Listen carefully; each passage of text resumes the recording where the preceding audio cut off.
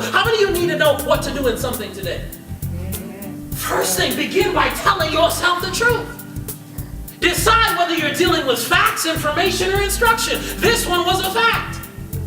He said, I'm broke, I've sinned, there's a severe famine. Here's the next one. He said, no opportunities are being given to me. The Bible says nobody was giving him anything. That's a fact. Yeah. That's not a feeling. That's not an emotion.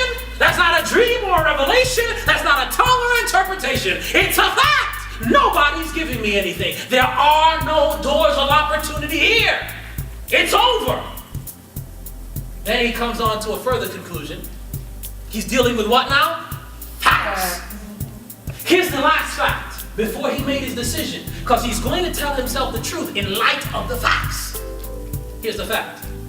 Back home in my father's house, back home in daddy's place, back home in Papa's yard, Papa's got some servants that have more than enough bread.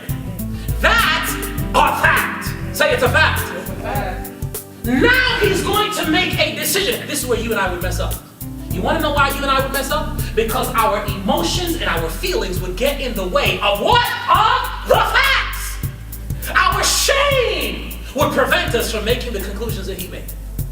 Our sense of disgrace.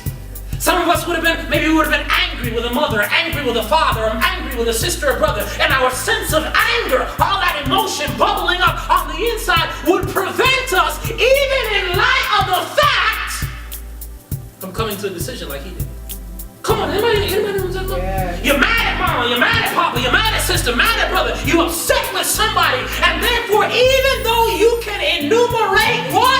The facts, you're incapable of making the next step, which is a decision. You and I are what? Unreasonable.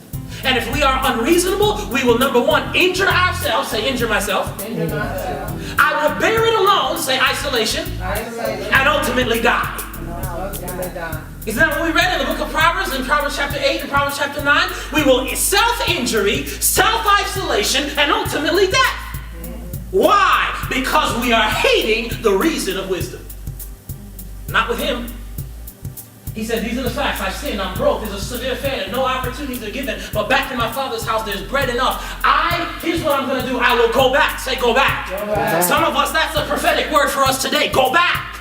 Go back home. Go back where you came from. Go back. Go back. Go back. Go back. That in itself is a message for somebody. Humble yourself and go back.